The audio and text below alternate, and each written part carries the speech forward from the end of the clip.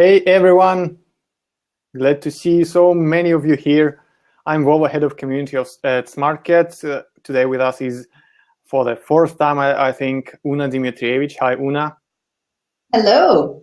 Yeah, today we will be talking about a topic that is probably very interesting to everyone. It's called setting grades. Hopefully we will manage to bring some clarity in this question. Una will be giving a presentation to us as usual, but maybe Una, you can actually tell a few words yourself. But before we start, let me just say that we are having this crowdcast on Crowdcast. You have the chat on the right where you can chat. You also have questions and answers on the left where you can ask questions and, well, we will answer. You also have the polls section where you can vote for different options, and I see a lot of you guys haven't seen Una's other webinars so far, so let me copy once again the link I use. Okay, you can scroll a bit up in the chat. There's the link to other webinars from Una on Smartcat Academy. Anyway, Una, please go ahead. What are we going to talk about today?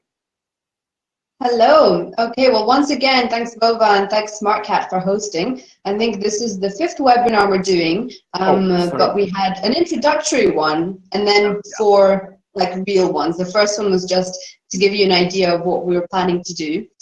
So absolutely, if you want to go and have a look at the previous webinars, they're available on streaming and they will answer other questions about time management, about how to launch your freelancing translation business. All of these webinars that we're doing are aimed at aspiring translators, at translators who are just launching their business, who are just thinking about going into freelance translation. So they will all be answering different questions to different, queries that you may have. And of course, leave us your questions. I've already been reading through some of them, and hopefully we'll get to answer all of them during this webinar. I'm delighted to be doing this. What were you saying? I am saying there are a lot of them today from the people and a lot of upvotes. So. It's really cool to see people from all over the world. We've got Sweden, we've got, I don't know, I think Turobem, I think that's either Brazil or Portugal. We've got people from Zagreb, from Belgrade, both cities that I was in just the last few weeks. I was traveling over there. So it's really wonderful to have people tuning in from all over the world. I think that our webinars are aimed at really people from all over the world because we hope to explain to you how you can adapt your business to your own personal situation. So whether you're in Italy or in El Salvador, as I see someone is, you might be approaching setting rates in quite a different way. So that's what we're going to be talking about today. Shall we get going? Yeah, sure. So then I will focus on the presentation, right? And then we will tune back in once ready. I'm just trying to find where it is because I lost it for some reason. That's funny. Just let me refresh the page because I'm having some troubles with Crowdcast, and I'll then focus on the presentation.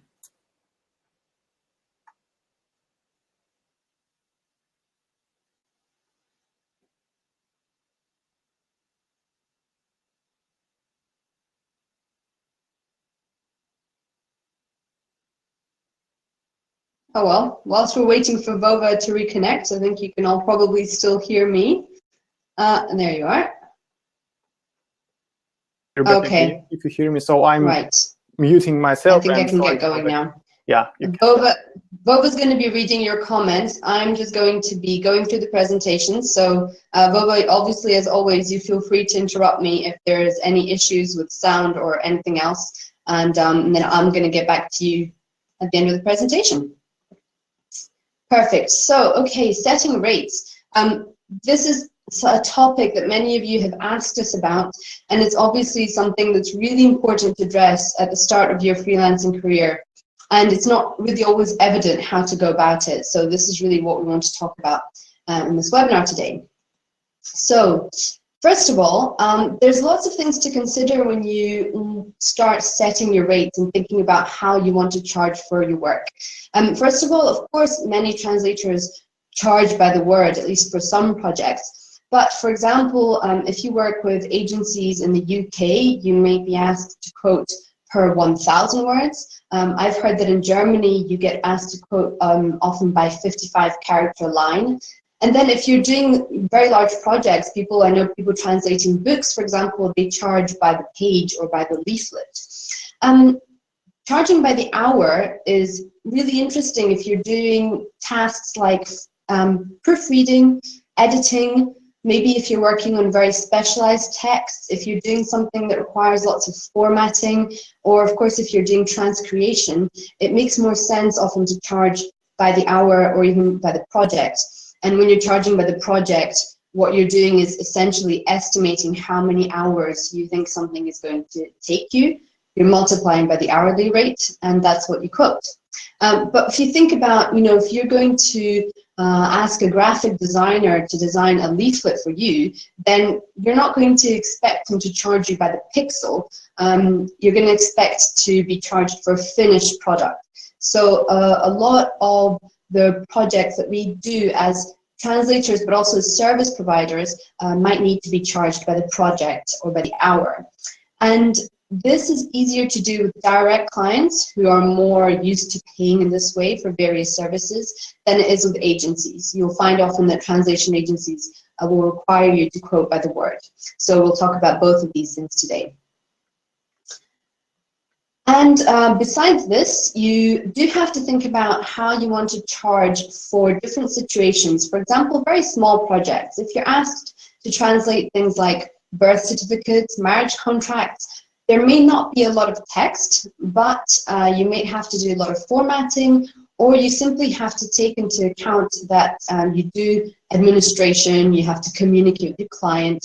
So, the project is, even if it's very small, it's probably going to take you at least an hour. And do you want to charge premium charges for urgent projects, something like maybe 50 to 100% more than you would charge for standard work? There's also the question of discounts for very large projects or for ongoing work. And the idea behind this is that you're not spending a lot of time prospecting, marketing when you've got a very large project that takes you a few months. So if the client asks about it, this is something you might consider doing per word discounts for very large projects. We'll talk about all of these elements a bit later in the webinar, but if you do end up charging by the word, as most translators do at least some of the time, and looking at the poll questions that you answered, most of you are also translating by the word. This per word rate is going to depend on a lot of things. So your language combination, how rare are your languages? Often the rarer the language, the more you can charge by the word. What's your specialization? So this non-linguistic knowledge that you have, if you've got a legal background or an engineering background, how much is that going to be worth to your client? And what sector are you aiming to work in? So you'll find that if you're working, I don't know, for the oil industry or the financial sector, they're going to be happy to maybe pay for higher prices than if you want to work in maybe the arts sector or in the film industry, where they simply don't have the same kind of budget. And finally, what you need to consider is simply what you need and what you want to be earning, where you live. All of these elements are going to come into play when you start to set your rates. But what you do need to bear in mind is something I want to focus on. There's no right rate on a global level. What's right is the price that's going to work for you and for your clients, that you're both going to be happy with. So all of this is what we're going to be talking about more. But first, let's just look at some of the pros and cons at charging by the word, since a lot of you are asking about that as well. The main pros for me is that, especially if you're working from the number of words in your source text, everybody knows in advance how much this project is going to cost. And then as you get faster, if you're charging like a standard word rate with an agency, for example, you're going to be growing your own translation memory. You're going to be getting better at what you do. Technology might be improving also to help you speed up. And as you speed up, you end up actually earning more per hour, even though your per word rate stays the same. And finally, I find that It's quite simple to bill when you're working by the word, because as opposed to working by the hour, you don't need to be really careful about using timers to figure out how much time you're spending on which project. You know in advance, and you issue a bill, an invoice for the number of words that you have translated. On the con side, however, regardless of how much time a project ends up taking you, you get the flat rate that you agreed upon. So it's up to you, and if you misjudge how complicated a project is, you might find yourself working at a pretty low hourly rate. And finally, you don't know in advance how much time you're going to spend communicating with the client, if he's a very needy client, if you have a lot of questions to ask, going back and forth. All of this additional time is not something that you end up billing for if you're simply charging by the word. Okay, so all of that is probably quite evident, but how do you go about calculating a per word rate for your translation? Well, ironically, first you actually have to estimate your hourly rate. At least that's the way I go about it. Either way, this is a process that you need to think about. And to start, you calculate your billable hours. So consider, of course, as I said before, you're never going to be working 40 hours a week purely in translation. I average maybe 20, 25 hours a week that I'm actually translating. Very hard to do more than that. And of course, anything from 25 to 50% of your time, roughly, is going to be non-billable work. So time you spend emailing, marketing, communicating with your clients, prospecting with new clients, going to conferences. What you earn per hour actually needs to cover this downtime. Your translation time needs to cover the time that you're not earning through translation. So don't forget that when you run a business as well, very importantly, revenue does not equal salary. So everything that you earn wasn't going straight into your pocket. You're going to have some business expenses. This may be very small, it might just be printing off some business cards, but also putting aside money for hardware to get a new computer. You can also, of course, counter in things like electricity, if you're renting office space, if you have accountant fees. Those are all business expenses. On top of that, you've got taxes, you've got social security payments, all this kind of stuff. And the salary you end up pocketing, you may find that it's only 50% of what your business takes in, depending on where you live.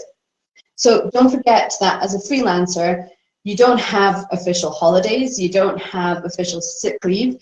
This is all things that you have to counter in to how much you want to be paid for the hour.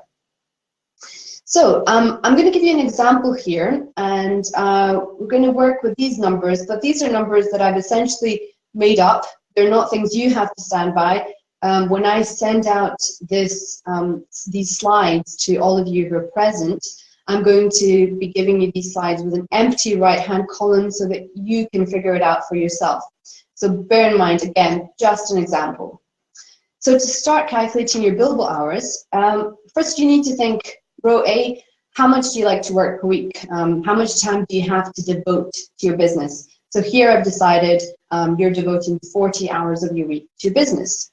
The next row B, how many weeks per year are you going to be working? So take away your holidays. In this case, I'm giving you 5 weeks of holiday in your year. So you've got 47 weeks.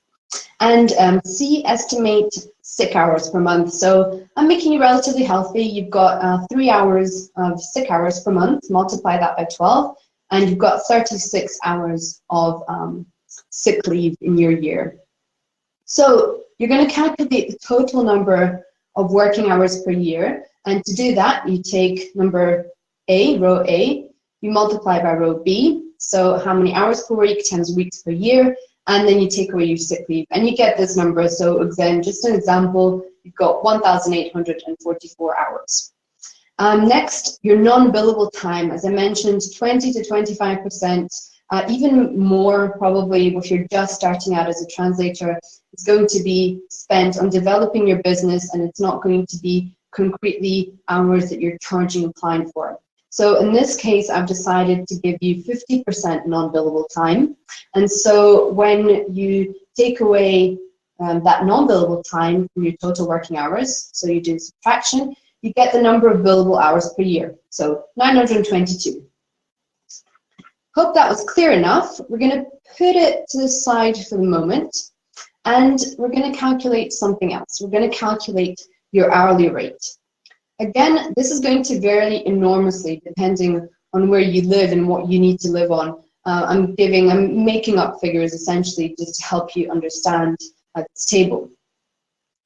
So the first thing you do is you figure out your salary goal, and your salary goal is your ideal personal spending. It's how much you want to be earning and putting directly into your own pocket for your own personal needs. So here I've got 3,000, you pick your currency, let's say euros, and obviously in the right-hand column you just multiply by 12 to get your yearly amount, how much you need to live on.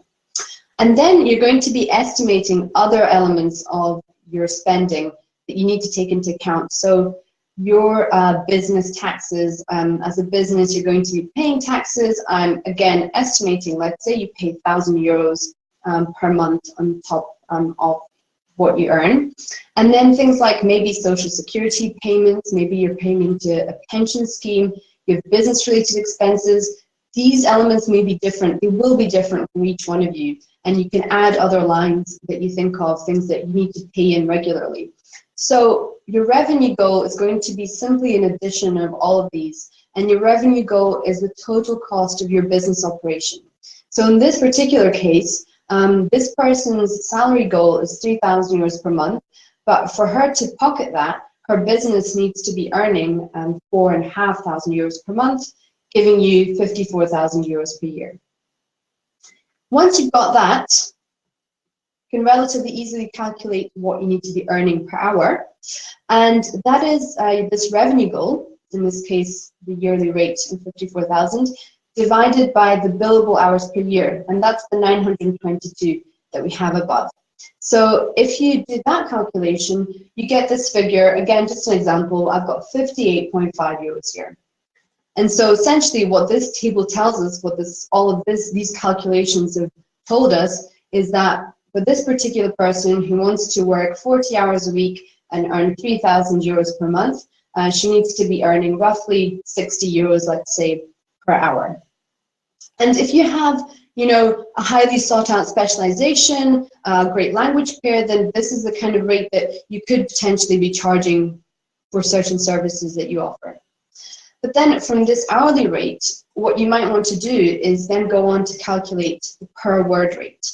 It's good, even if you don't intend to charge per word for most of your services, it's good to have some per word rates in mind, because you may well come across certain clients, certain agencies that are going to require you to give them this rate. And so what you need to do, first of all, is to figure out how many words you can translate per hour. So you've already decided what you want to earn per hour. In this case, we've decided we want to earn 60 euros. And the number of words you can translate per hour is going to vary from person to person. You need to estimate what you can do in standard text in your specialization.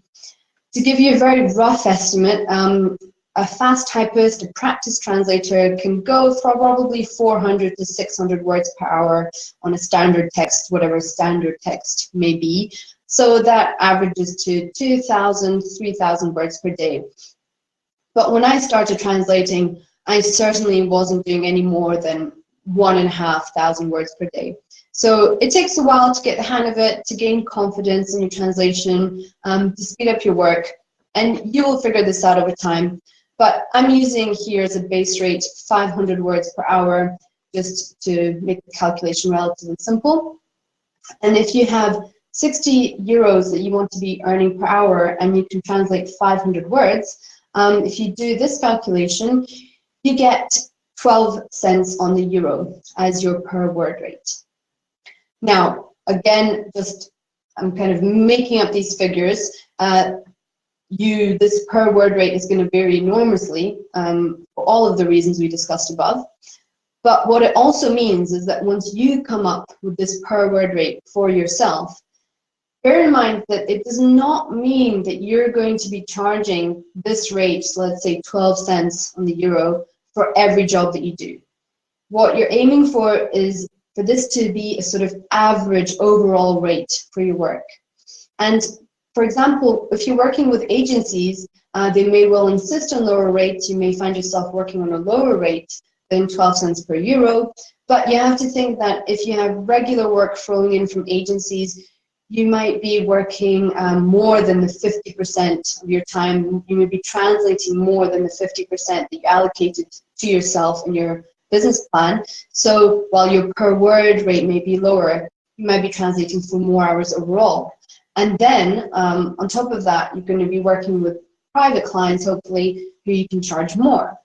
At the same time, you may have a base rate, which is lower than this. You may have a base rate of 10 cents per word, let's say, but you do all of your urgent projects for 15 cents, 17, 18 cents, and so this makes up the difference. This comes to average to this 12 cents per euro.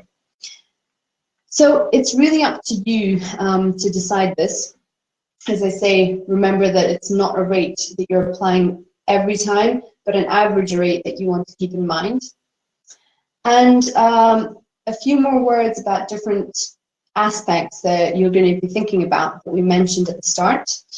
First of all, in terms of varying your rate, so this is another reason why the 12 cents that I sort of came up here made up is an average. Your urgent projects are going to be charged more, at least I think it's a very good idea to charge more urgent projects. And these may be next day projects, or they may be projects that are longer, that are long term, but for which the client is asking you to translate above your rate, above your per day rate. So let's say you usually translate to 2,000 words a day, but what they're asking you entails 2,500. This is really an urgent project in that case. And simply also, clients often have an urgent email heading. They'll send you an email saying, urgent, I need this translated by X date. So make sure that you do have that reflected in the rates that you set. You have volume discounts as well for large projects, and some translators don't consider this at all. A volume discount is not something I would apply if I was working with an agency. For agencies, I have very set rates for regardless of the volume of the project. However, for an individual client, for me, this typically ends up being a negotiation process. So if a client comes to me and is a regular client, they're saying, okay, we've got really large projects coming up and they're all going to take, a month or more. They're very large reports that need to be translated. What rate can you offer us? Because we're really, got this huge quantity of work that we want to give to you. And in that case, I am okay with negotiating a slightly lower per word rate because I know it's a huge quantity of work coming my way. So that's something that it's up to you to decide. And a minimum document rate is something that you can also do, which I highly suggest. When you're translating very short documents, and they may only be 100-word documents, but you're losing time communicating with your client, billing, formatting, and so there's no way that it's going to take you less than an hour most of the time. So you want to make sure you do have a minimum document rate that's going to reflect the time that you're spending around this project. The next thing that you might have heard about if you're starting out is something called fuzzy match discounts. Now, fuzzy match discounts, again, I wouldn't even mention this to your client or anything like this if you've got direct clients, but agencies may come to you and say, okay, these are the fuzzy match discounts that we apply. Do you agree to them, or do you have fuzzy match discounts? So what these are is essentially when an agency sends you a project, they may have a translation memory for that client in which previously translated segments already appear because the client sends them similar work. And so these matches, they may be a 50% match, or they may be a 100% match on a sentence, and they will ask you whether you would have agreed to lower price for these kind of matches. Some translators only agree to 100% match discounts, and you may want to do that. That's something that an agency may or may not be open to negotiating about. And I feel like, for me personally, these differences tend to be really minimal in terms of the overall price of a project. So I tend to go along with the agency's proposals. I have a look at what they propose. If it's not ridiculous, then it's okay, because it usually ends up being barely a few cents of difference when you apply these matches. They don't come up very often in the text. Again, up to you. The important thing is to understand what they are and whether you think it's worth your while. And you can, of course, change your policy about this as you discover more. The other point is how to find out about rates in your language pairs, or even possibly in your specializations. And this is not always very easy to do, and it may not be hugely useful, because depending on where you're living, you do not want to be competing with people on the other side of the world working in the same field as you.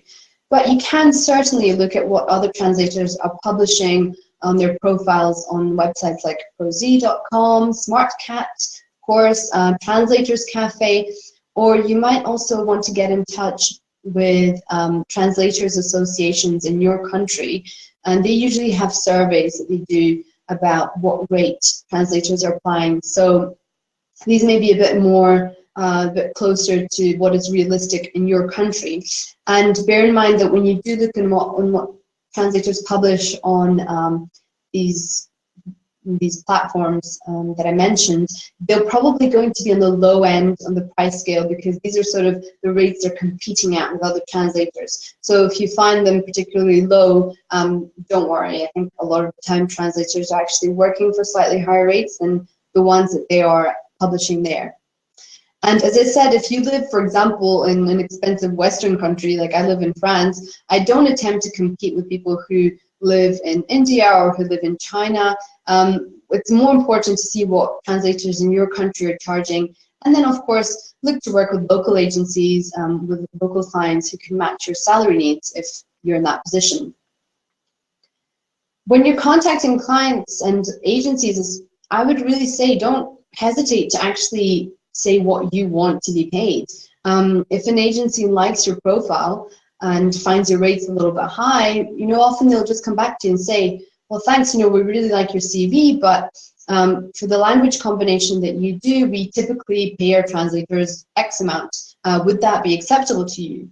And at that stage, then you can, obviously you've got more information about rates, and you can agree, or you can set further conditions. You can say, well, okay, but I would only apply that rate for documents that are really in my specialization, if that's something that you want to do because you work faster in that area. Or you can say to them, okay, fine, I'll agree to your rate. However, I have a minimum document rate for small projects, and I have an urgent rate if you want me to get something done within 24 hours, for example. There's another point that somebody asked about in the questions earlier on, so I thought I would bring it up here as well. When do you revise your rate? How often do you revise your rates? This can be a tricky question as well, because some clients won't blink an eye if you raise your rates by a cent each year. They might not even notice. But others, like agencies, they might drop you altogether because you're all of a sudden more expensive than their other translators. And as you gain more experience, you can get more bold about asking for higher rates from new clients, especially because you're constantly gaining experience. So you're worth more now than you were last year, and you're going to be worth more next year than you are now. The important thing is to keep moving your business forward. And so this revising rates is, it's kind of an ongoing process. Soon you'll be the one dropping agencies who don't want to pay what you're asking for and getting new clients at better rates because your reputation is growing. And the important thing when it comes to rising rates is just to always keep an eye on what you're earning, how satisfied you are with your earning, and whether you're reaching those goals that you're setting for yourself. And just one last point, let me talk about payment terms. Payment terms, this can be something else that often leads to conflict with clients and that you need to tackle quite level-headedly. A 30-day deadline as of invoicing is probably standard, but you will find that many clients have longer policies. So they might say, okay, we're going to pay you, and our policy is to pay 45 to 60 days after invoicing. And it's up to you to accept whether this is worth it or not, whether you can afford to wait, and whether you can afford to get picky with what clients you choose. I often accept payment conditions because I find that when a client says 45 days, it's not that different to clients who regularly pay a week or two late. So, you know, I have this 30-day deadline, but many clients go just a bit over that. And so the difference to me personally is not that important. However, you can, of course, you know, decide that you are very strict with your payment deadlines, and if a client is a late payer, then you don't want to go back to them. If you work with agencies who are late payers, or if you have a doubt about any agency, you can check sites online that exist. There are sites like Payment Practices, there's the Pros Blue Board, there's even the groups on LinkedIn, and there are credit check websites as well in the US. And on those websites, on those forums, you can type in the name of a potential client or agency, and you can check if they've been reported as being non-paying or late paying. And these are often named and shamed essentially by other translators. So it's important as well that if you have a bad experience, you share it with the community. I've never had a non-payer, but I've certainly had people paying late or slightly underpaying for whatever reason. And so it's important to, you know, put that information out there. If you want, let them know as well that you're doing that, because that may incite them to behave a bit better. And if all else fails, a stern letter from a lawyer generally seems to be a very good way to getting clients to pay up. But of course, if the job wasn't a very big one in the first place, it simply may not be worth your while to start getting a lawyer involved. The last point that I would say as well is for large projects, I always request to get paid in multiple parts. So if a job is going over anything, depends on the client, but I would say above 500 euros in my case at least, I do require to get paid in segments, and I don't submit the next part of the translation until I've been paid for the first. And if you have really large projects, like book deals, for example, something that's going to take you a year or more, who knows, you might organize it in such a way that you request a prepayment of, say, 20%, so that, and you split up the project into 20% payments, so that essentially at the beginning is the client who's taking a risk. He's paying you before he's got the first part.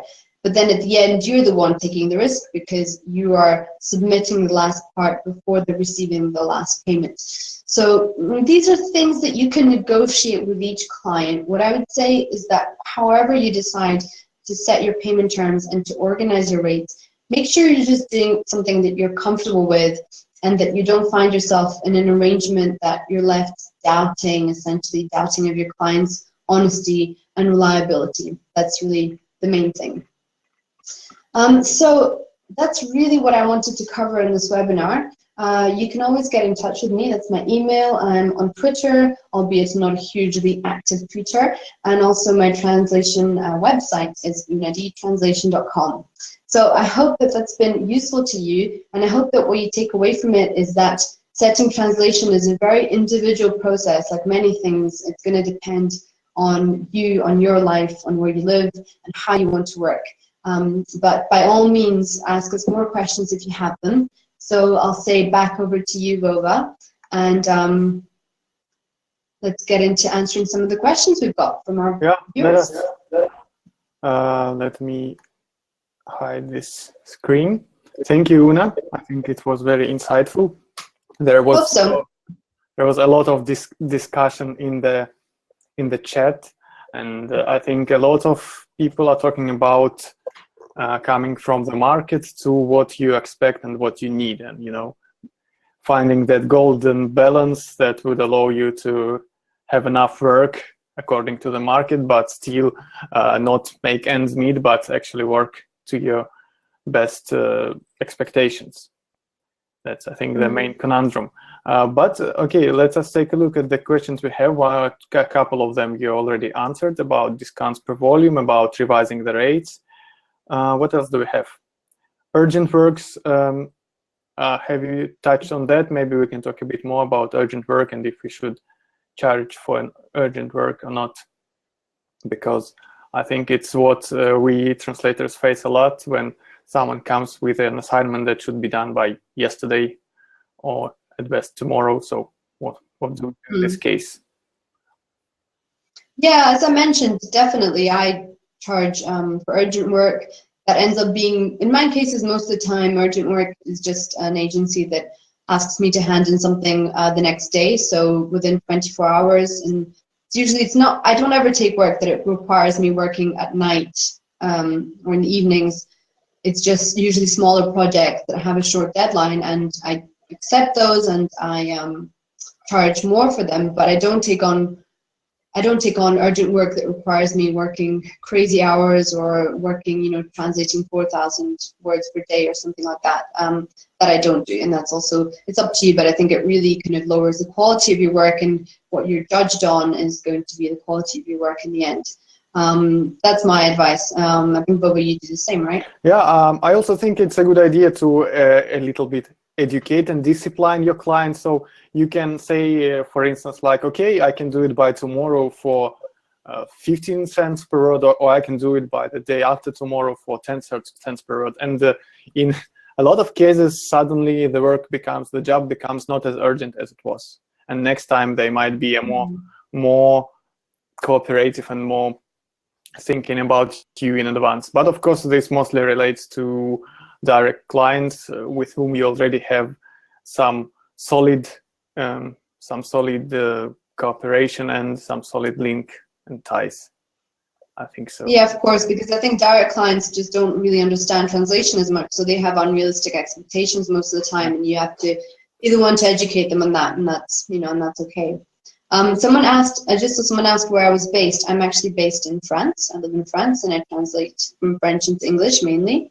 And I was just reading Lucy's comment. Lucy said that my take on this is that you can start raising your rates once you specialize a bit, become an expert in a particular market, and find your niche. Once you've established a reputation for your skills, the work comes in and you're more in control of what you charge.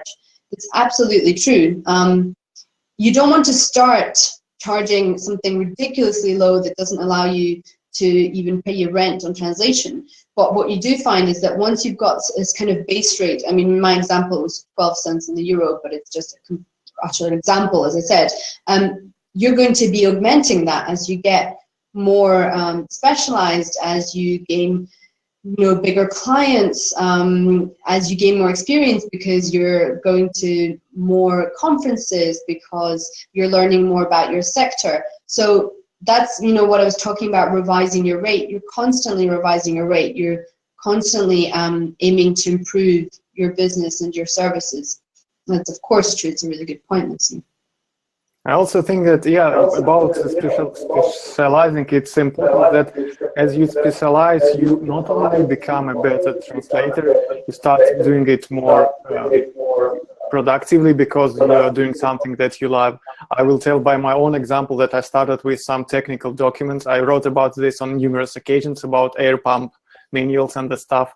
And I was charging like 1 or 2 cents per word. It was 10 years ago. And so I was just doing it as fast as possible and as quickly as possible. I didn't pay much attention, but over time, as I understood what I really love, I started switching to it, and clients started noticing that it works because no one needs transcreation in an air pump manual, you know, and some people are good at one thing, others are good at another thing. So when you find that one thing, it will be much easier to raise your rates and to be on the right way to the right rates, I think. So we had a question here, not exactly about rates. How do you recommend building up your portfolio for if you're just starting out? I think it's also maybe about rates.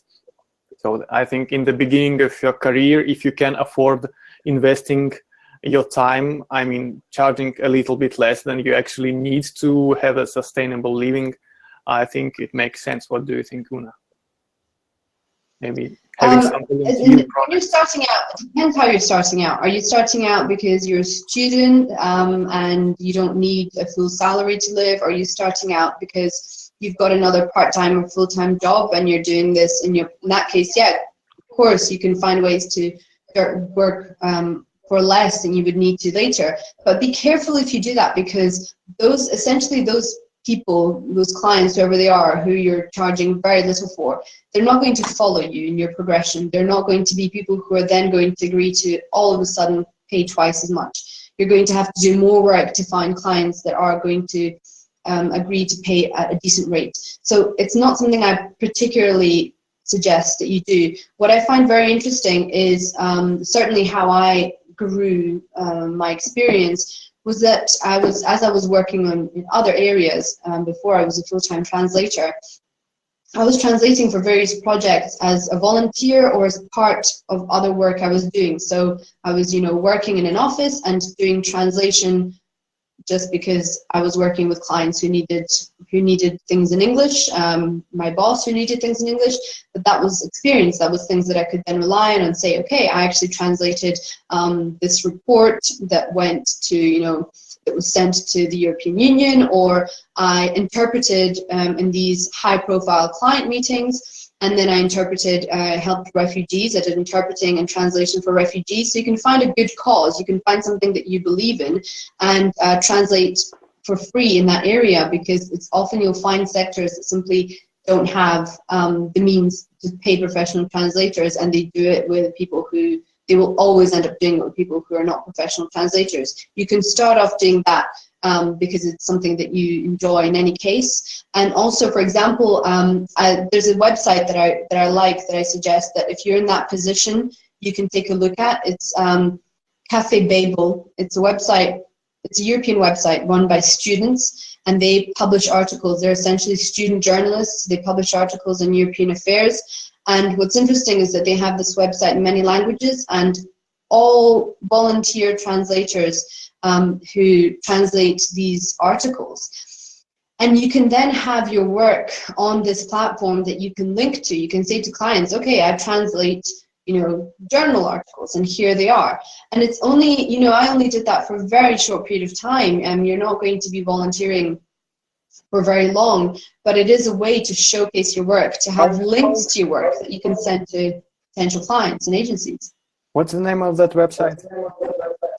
Cafe Babel. Let me see. I'll pop it up and just to check. I don't know if it's com or what it is. I've got cafebabel.fr, and there's com as well. Guys, I also created another tab on the left. I don't know if you see it. Maybe you should refresh the page. It's called Useful Links. So I'm adding some links there just for you to be able to check it out afterwards. And hopefully they still do this. I mean, this was a little while ago, but I think that's still the way they function. You can get in touch with them, and they give you a profile, and then you just go in and translate whatever it is that you want to translate. It's a good way to gain experience, because when you're starting as a translator, whether you're a student or not, you need experience just for yourself. You need to practice, and you can practice just for yourself, just for fun. I translate poetry for fun because I think it's a really good exercise. And you can also, obviously, if you have friends who are setting up a business, who are setting up a new website, an association, anything like that, you can do a bit of work for free with your friends, because essentially you get a reference from them. You've got your, whatever it is, a website or something that can be online somewhere that you can link to and say, this is work that I've done. And you don't need to tell clients and agencies that the work you weren't paid for. You have to do the work as if you were paid. Do it really well. Do it for your friends, or do it for a cause that you like, and then have that as your portfolio. It's a good way to start growing it. Yeah, someone said I found a charity, so I translate their blogs and websites for free. Exactly. I mean, that's a great way to go about it. Yeah, it also gives you a new prospective clients that may later contact you for money this time. Yes, because they talk about you. Your friends or whoever it is that you're doing volunteer work for. When somebody asks them, oh, man, I need this translated. Who did your website? Well, they're going to give your name, and they're not going to say they did it for free. They're going to give your business card, and it's going to lead to the client for sure. So anyway, what other questions do we have? By the way, guys, I'm afraid we will not be able to answer all of your questions, but you can go to the forum, to our forum that you will find in the useful links, the first link, and ask these questions there, and we'll make sure, at least I will make sure to come back to them and answer. Unfortunately, 1 hour seems never enough to answer all the questions, which is good, but I would love to answer all of them later. So what else do we have here? A recommendation for charging subtitles. So I can ask. I'm not that well versed in charging for subtitles. Maybe you, Una, or maybe someone in the chat. Yeah, I mean, charging subtitles, it depends what the client is asking you to do, because you can be asked to just translate subtitles, or you can be asked to do the time code as well and insert them into the time code. So it actually depends what the client is asking you to do. Doing subtitles can mean a few different things. So if you're also having to time code the subtitles, that's going to take extra work. So there's no right answer. I'm not going to say. I would say charge by the minute, like if you're doing transcreation, you charge by the audio minute. If you're doing subtitling, you can charge by the video minute. That's generally what I do, and then it's going to depend on. Again, I would just say base it on your hourly rate. So if you need to figure out how much you need to charge, you figure out your hourly rate. You take 1 minute of video that the client sends you, or 30 seconds of video. You see how long it takes you to translate that 30 seconds.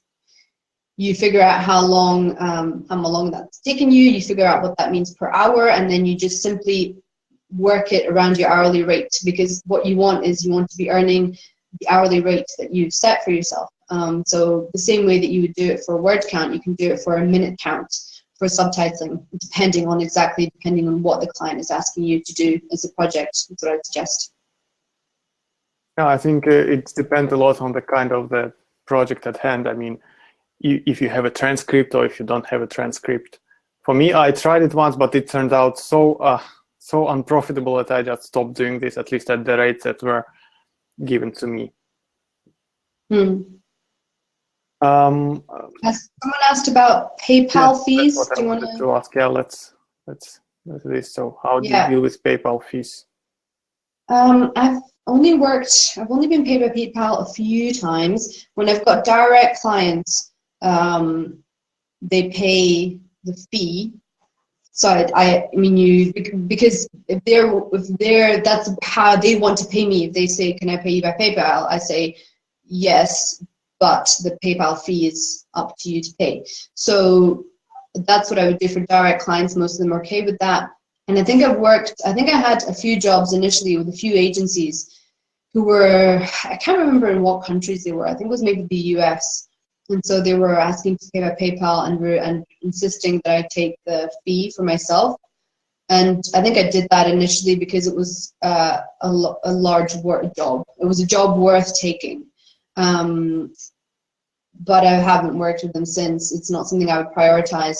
And most of the work I get paid for is just wire transfer, direct transfer to my bank account. So there's no fees involved in that. And I think there's other ways that you can do it. I think there's Skrill, and there's like some other widget that you can have on your website. I think Vova, you know more about that maybe as well. No, I'm not sure.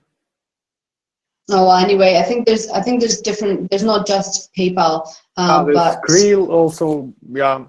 By the way, if you are on Smartcat, if you get orders on Smartcat, you can get money directly to your bank card without any commission. So if that's an option for you, if you have a bank card, I think that's something you can consider. But in general, I would, if that's not an option, I would just include the commission in my rate. I mean, I would think of it in advance and add it to the rate.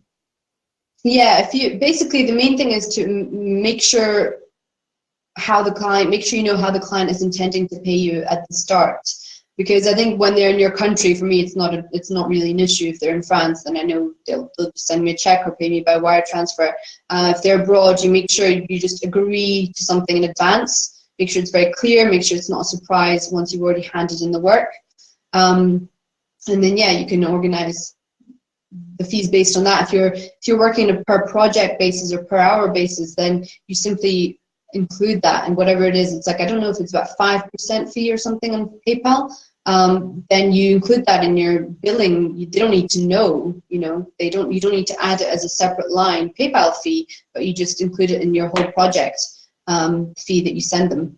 It's a good way to do it. And obviously if you're doing it per word, then that doesn't work, but if you're doing it per hour, per project, then that's fine.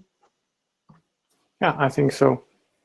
What else? Let us go through. It is common, advisable to ask for an advance payment to new clients. Chara asked. So what I mentioned is that if I have a large project, then I ask for segmented payments. So if if it's like 25 or 50 euros or something, then I wouldn't ask for an advance payment. But if it's a large project, then I would request to have payments not in advance, really, unless it's, as I said, unless it's a really, really big project. You're maybe translating a book and it's going to take months and months. You can divide it up in such a way that you have an advance payment at the start, and then you hand in the last section before getting the last payment. But if it's something in the middle, as I said, for me, I think it's anything over roughly $500. It depends on the client. It depends on who I'm working with. I'll ask for a segmented payment, so I make sure that I get at least some of the payment before I hand in all of the work. What about you? At the moment, most of my clients are long-time clients or someone who came through a recommendation, so I basically don't bother. I don't take large projects right from the beginning, and I always try to build a personal connection, so it's never like I'm just get something, translate, send it back. It's a lot of talking about all things in the process, and in the process you can understand if it's a real person, at least on the other side. But if it were a really large project, I think I would ask for a prepayment. But it's just a specifics of my work, I guess, because I work with a lot of smaller projects than with one larger project, you know. Yeah. So. And then I think there's Sarah in the questions said, how should I charge for non-translation work that goes with translation? For example, image treatment or for websites. Well, the thing is, I think that if you've got projects that include these kinds of non-translation elements in them, then I wouldn't be charging per word to start with. I would be estimating a time that it's going to take you. And as you work more, you simply get better at estimating how much time things take you. You may not quite get it right at the start, but that's okay. It's part of building your experience. And so you're going to be charging per hour or per project, essentially, if you're doing something like website translation that requires you to do formatting. That's what I would suggest. Yeah, I agree. Anything else? Let's see. There's someone who says, when you're working with a foreign company, do you think your rates should be in their currency or your currency? So what I would say is that if a foreign company contacts you and asks you what you charge, it doesn't really matter if you give them, you use the currency conversion online, so regardless of the rate that you give them, either you can do the conversion or they can do the conversion. If you do it, maybe it's clearer for them, maybe it makes more sense for them immediately because they're not used to reading rates in a different currency. I'm guessing that if they're working, if you're in a foreign country, they're going to be paying you via something like PayPal, and then PayPal essentially automatically then transfers that currency into your currency when you're then downloading that payment into your account. So the way I do it this happens to me with dollars mainly. If a client asks me to quote in dollars, I'll quote in dollars, the payments get sent. I invoice in dollars, the payment gets sent to PayPal in dollars, and then I have a separate line in my invoicing documents, so just where I keep all of my information about how much I'm earning every month. I have the dollar information, but then I always have a second column essentially where it's like the final, what I finally received in euros, because what I finally receive is going to be on my account and it's going to be always going to be in euros. So I have a visibility on both. That's the way I would go about it. I hope that's clear. I hope that's useful. Okay, what else? What else? What else? What else? Someone says, I think it's Christine, she says, when charging by the hour, should the total amount be communicated to the client before starting the translation? So if someone wants to know the price beforehand.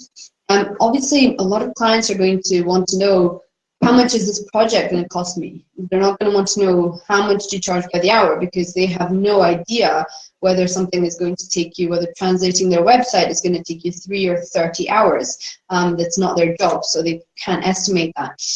What you need to do is give them an estimation, at least that's what I would do, and tell them that it's an estimation, that it's maybe plus or minus 10%, for example. So you can say, I estimate this is going to take me 50 hours to do, but it may be 45 and it may be 55, but this is a ballpark figure.